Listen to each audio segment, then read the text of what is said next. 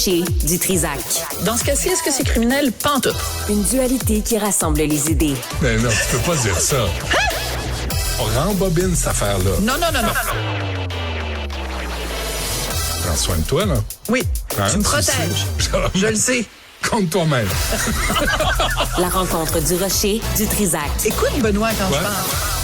Sophie, bonjour. Bonjour, Benoît. As-tu regardé la télé hier soir? J'ai regardé la télé ce matin parce que moi, je hier? regarde pas... Ah ouais. Honnêtement, le dimanche soir, là, je fais du tri. C'est-à-dire que ce que j'aime, c'est le lundi matin, voir de quoi les gens ont jasé. Ah, OK, l'affaire importante, c'est ça. Puis ça me permet de regarder des émissions aussi bien de TVA que de Radio-Canada, que de n'importe quelle autre station. Parce que sinon, tu fais quoi? Tu t'installes le dimanche, puis tu regardes tout, tu zappes de l'une à l'autre. Non, j'ai autre chose à faire. Alors, j'ai regardé donc ce matin le segment que tout le monde en parle a consacré à Mara Joly. Mara Joly, elle est scénariste, réalisatrice et coproductrice d'une série à nouveau qui s'intitule Après le déluge. Et la semaine dernière, Mara Joly était allée à l'émission de Rebecca McConnell qui s'intitule De l'huile sur le feu, qui est une émission normalement où, tu sais, ça bouge, ça brasse. Ça s'appelle De l'huile sur le feu. Et Mara Joly avait fait une déclaration que moi, je considère du racisme anti-blanc. Et Rebecca McConnell n'a aucunement réagi. Donc, pour situer le contexte, pour que tout le monde, puis que personne nous accuse de les avoir mal cités, on va écouter d'abord, dans un premier temps, Mara Joly, ce qu'elle a dit à l'émission de Rebecca McConnell. Pendant longtemps, tu as dit que tu n'aimais pas les Blancs. Oh mon Dieu, oui, c'est vrai. Mon Dieu, tu vas là? Ben, oui, de l'huile, il y a un feu, je rajoute de l'huile. Je détestais les Blancs, mais tu sais, je veux dire, je pense pas que tu peux aimer les Blancs quand tu habites en Afrique, là. Okay. Et je pense que tu peux pas aimer les Blancs quand t'es afro en France. OK, pourquoi? Ben, tu peux. Mais c'est tellement violent, tu sais, je veux dire, c'est trash en crise, là. Fait que, à un moment donné, t'es tanné, puis t'es juste comme, not a safe space, bye. Après ça, je te dis. OK. Alors, donc, moi, j'ai écrit une chronique vendredi dernier dans le Journal de Montréal dans lequel je disais, remplace le mot blanc par juif, femme, gay, peu importe, là. C'est impossible. Tu peux pas aimer les dragues si t'habites dans le quartier parce que c'est trash en crise. Tu peux pas aimer les Chinois si t'habites dans le quartier chinois parce que c'est trash en crise. Tu peux pas aimer les Juifs si t'habites dans Outremont, les Juifs assidiques si t'habites dans Outremont parce que c'est trash en crise. Moi, là, si je disais ça, je me ferais... L'animatrice à Radio-Canada me dirait, voyons, Madame Durocher, ça n'a aucun sens. Et elle aurait raison. Donc là, on a une femme qui... Donc, c'est très particulier, Mara Joly, parce qu'elle a l'air blanche. Sa mère est noire et son père est blanc. Puis ça arrive des fois dans la génétique qui fait que c'est les gènes blancs qui ont préséance, si tu veux. Donc tu la regardes puis t'as aucune idée qu'un de ses deux parents est noir. Elle a dit afro-descendant, là, pour ce que ça veut dire. Mais en tout cas, bref, sa mère est noire, son père est blanc.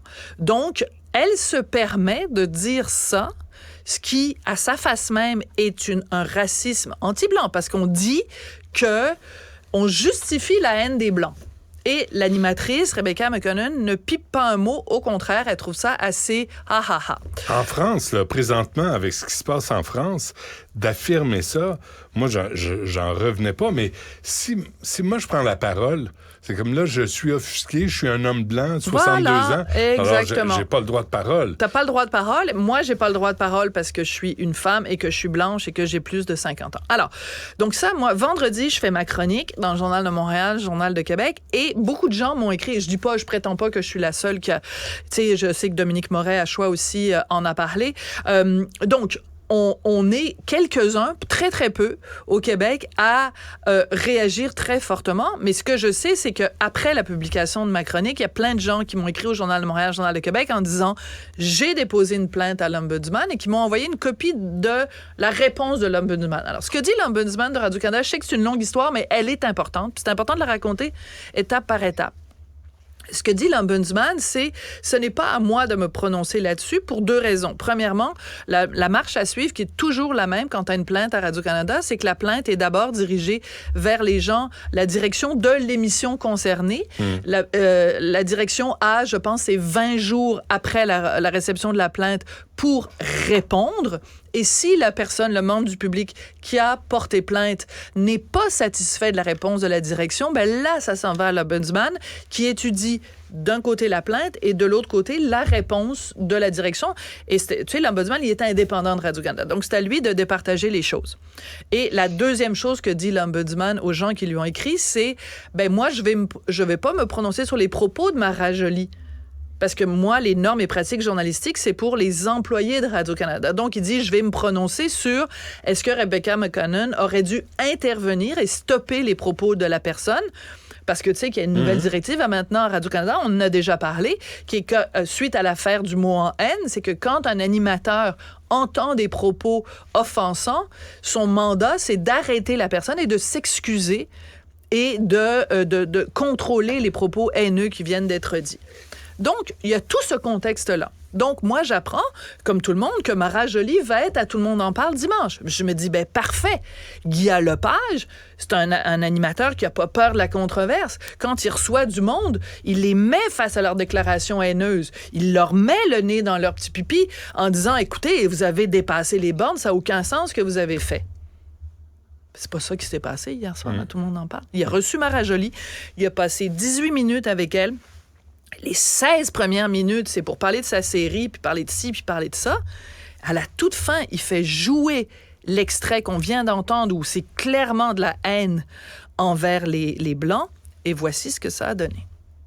Certains t'ont accusé de racisme anti-blanc, notamment Sophie Durocher du Journal de Montréal.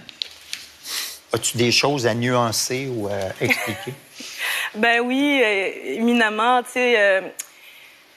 je pense que, tu sais, moi, c'est la première fois que je passe des entrevues comme ça. Tu sais, je suis nouvelle, j'apprends plein de choses par rapport au truc. Puis je peux vraiment comprendre que que cet extrait-là, pris isolément, et blessé des gens et choqué même, et soulevé les indignations.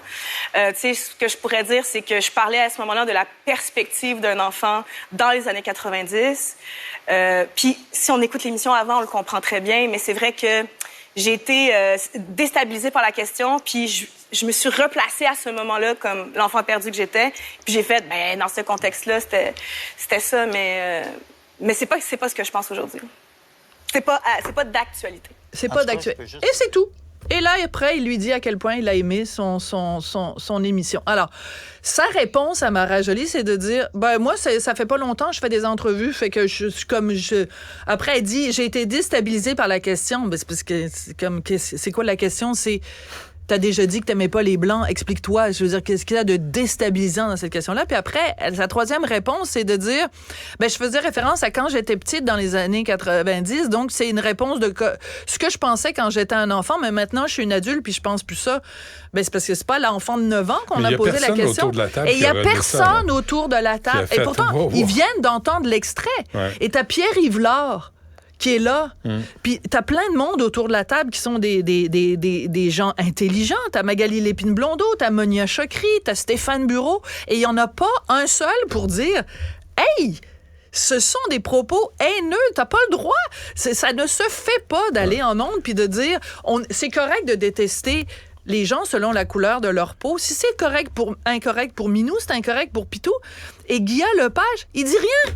La fille, elle dit ça, puis c'est comme « Ah ouais, OK, ben merci, bonsoir, puis le vin est bon, puis Manon appuie sur le piton. » Ça a l'air que c'est la nouvelle réalité des médias. Sophie, merci. On se reparle demain. Je suis découragée. En tout cas, à demain. Ne ratez plus rien.